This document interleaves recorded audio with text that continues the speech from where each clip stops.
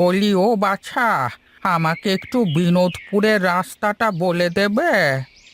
ও বাছা, আমাকে একটু বলবে যে এই দিক দিয়ে বিনোদপুরে যাওয়ার রাস্তাটা কোনটা?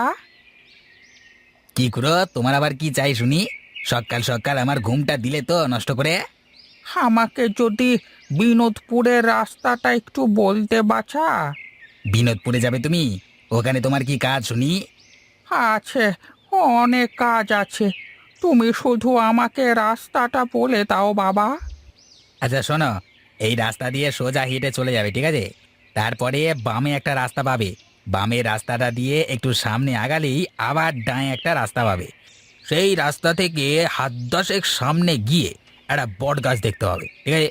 ওখান থেকে সোজা গেলেই বিনোদপুরে তুমি পৌঁছে যাবে, ঠিক আছে? তোমাকে যে কি বললে ধন্যবাদ জানাই। এখন তাহলে আমি চলি, হ্যাঁ? বিনোদপুর থেকে মানুষ বাইরে যায়, কিন্তু এ বেটা তো বাইরে থেকে বিনোদপুরে যাচ্ছে। না না, বিষয়টা তো সুবিধার লাগছে না। এক্ষুনি যাই, কর্তামশাইকে জানাতে হয়তো ব্যাপারটা।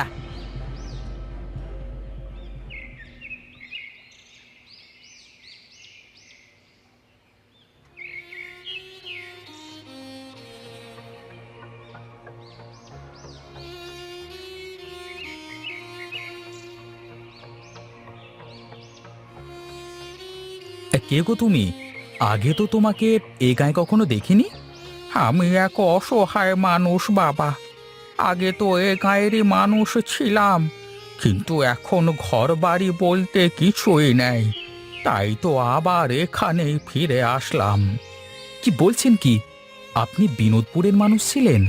হ্যাঁ রে বাছা, এখনকার বিনোদপুর আর আগের সেই বিনোদপুরের মধ্যে যে আকাশ পাতাল পার্থক্য, কোনো মিল নেই। বেশ, এখন বলো, তুমি তাহলে থাকবে কোথায় এখানে? কোথাও একটু জায়গা করে নিতে হবে। ভিটে তো মনে হয় ঘরটাও নেই। বেশ তো, তাহলে চলো আমরা বাড়িতে যাই। তোমার বাড়ি ঠিকঠাক না হওয়া পর্যন্ত তুমি আমাদের বাড়িতে থাকবে।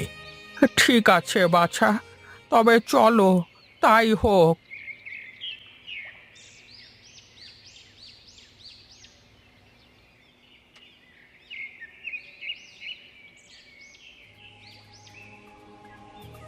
কিরে, তোকে এমন দেখাচ্ছে কেন? কি হয়েছে? এক কথা, কথা সর্বনাশ হয়ে গেছে কথা। আহা, কি সর্বনাশটা হলো বল না আগে। কে কার সর্বনাশটা করলো শুনি?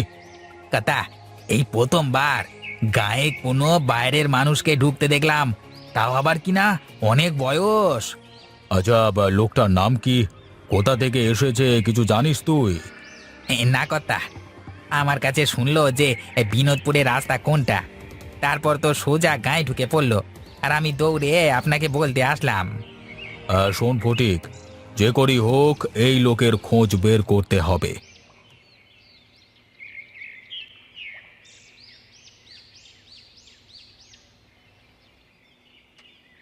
আরে, এটা আমাদের গোকুলের বাড়ি না? দেখে তো তাই মনে হচ্ছে। ও পাশে তো দেখি সেই তেঁতুল গাছটাও আছে।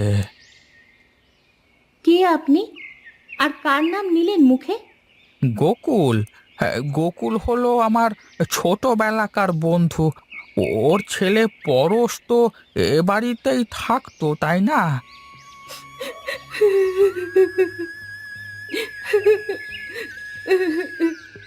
গোকুল হলো আমার শ্বশুর মশাই, আর আমি পরশের ধর্মপত্নী। ও, তাই বলো? আমার কি সৌভাগ্য! এতদিন পরে গায়ে ফিরে এসে তোমাদের দেখবো, তা তো বিশ্বাসই করতে পারছি না। আমি আসতে চাইনি রে মা, কিন্তু কি করব বল। এ গায়ে জন্ম নিয়েছি, আর এই গায়ে মৃত্যু না হলে যে মরেও শান্তি পাবো না। কিন্তু এখানে থাকলে তো এমনিতেই মারা যেতে হবে। আমাকে নিয়ে তোমাদের চিন্তা করতে হবে না। তোমরা যেভাবে থাকো, আমিও সেভাবেই থাকবো।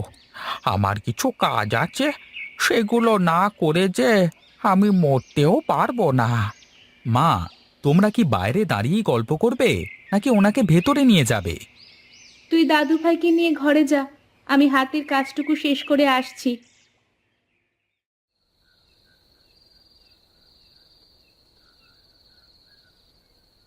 সত্যি করে বলছিস তো ওই লোকটা গায়ের ভেতরই ঢুকেছে?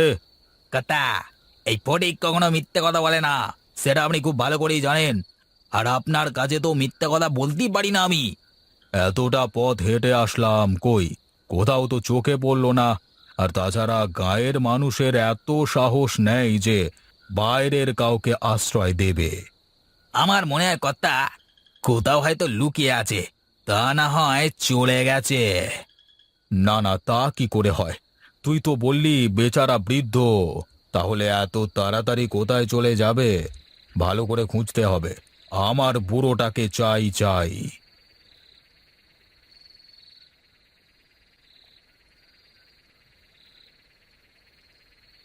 আচ্ছা বাবু, এই পুকুরে কি এমন আছে যে যার কারণে আপনি এই পুকুরে কাউকে আসতে দেন না, কাউকে একাই থাকতে দেন না?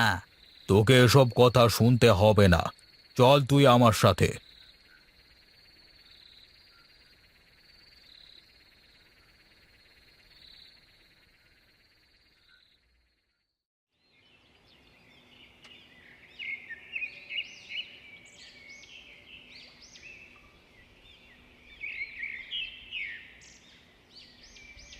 কি ব্যাপার, তুমি আমাকে এখানে নিয়ে আসলে কেন?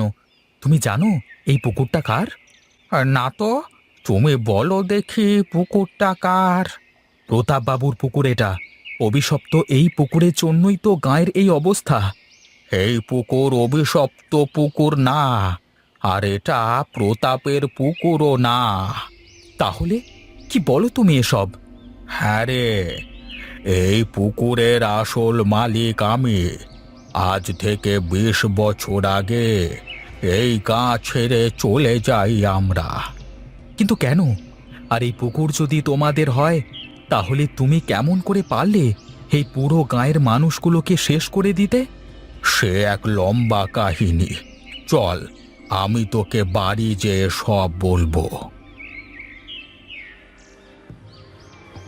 ও আচ্ছা, তাহলে এই ব্যাপার। ঠিক আছে, কর্তামশাইকে বিষয়টা এক্ষুনি জানাতে হয়।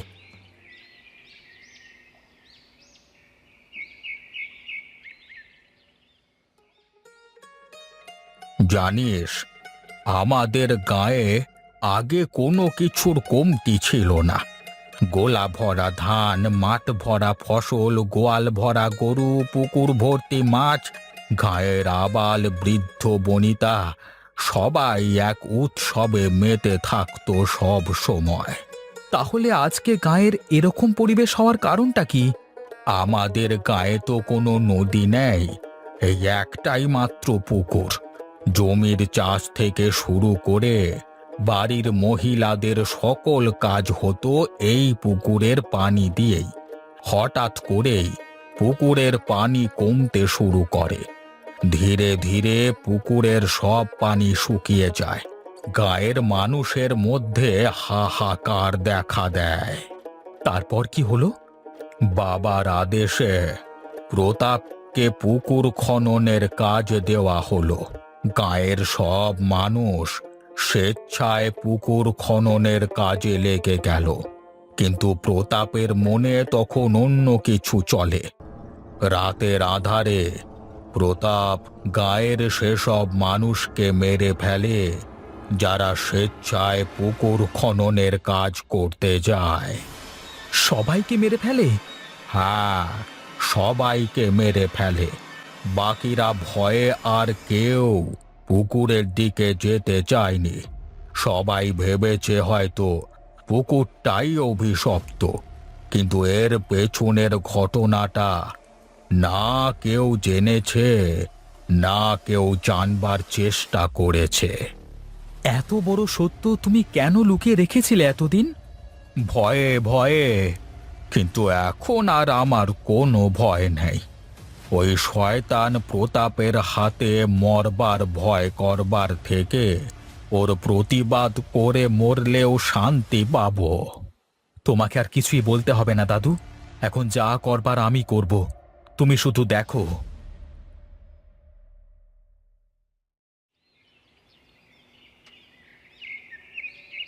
কর্তা কর্তা পেয়ে গেছি, ওই বুড়োর খোঁজটা পেয়ে গেছি। কি বলছিস রে? কোথায় পেলি? কর্তা, আমি মহেশ আর বুড়োকে ওই পুকুর পাড়ে দাঁড়িয়ে কথা বলতে দেখেছি। আর হ্যাঁ, ওই পুকুরটা নাকি ওই বুড়োরই।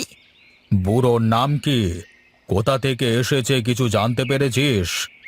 না, এ দূরে দাঁড়িয়ে কি এত কিছু জানা যায় নাকি? তবে মহেশকে ধরলে সব কিছু জানা যাবে। হ্যাঁ, কিন্তু সাবধানে। কোনো রকম গরমিল হলে কিন্তু ফেঁসে যাব একদম। তখন আর কেঁদেও কোনো লাভ হবে না।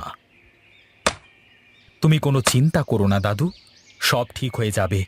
তুমি যদি আরও কিছুদিন আগে আসতে, তাহলে হয়তো এতদিন গাঁয়ের সব লোক আবার গাঁয়ে ফিরে আসতো। আমি এতদিন আসবার সাহস পাইনি রে দাদু ভাই, কিন্তু এখন আমার আর কোনো ভয় নেই।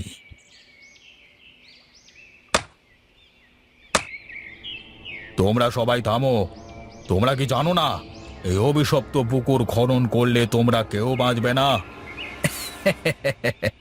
কে বলেছে এটা অভিশপ্ত পুকুর?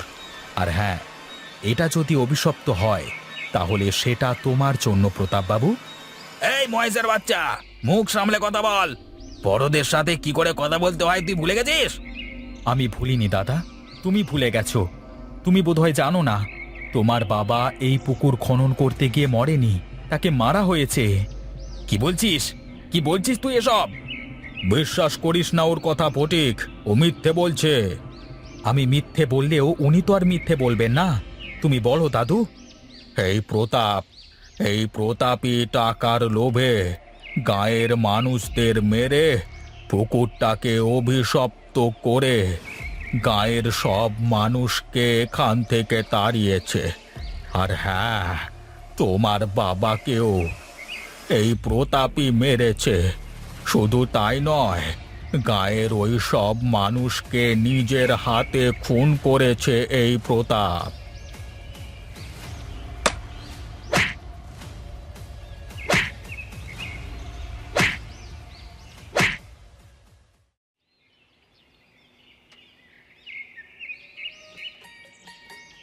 আজকে অনেক দিন বাদে আবার গায়ের এরকম চেহারা দেখে চোখের শান্তি মিলল। আমাদের গ্রামটা আবার আগের মতো হয়ে যাবে দাদু। আবার গায়ের মানুষের গোলা ভরা ধান হবে, গোয়াল ভরা গরু হবে, পুকুর ভরা মাছ হবে। হ্যাঁ রে মহেশ, এখন তো তাহলে পুকুরে মাছ দিতে হবে।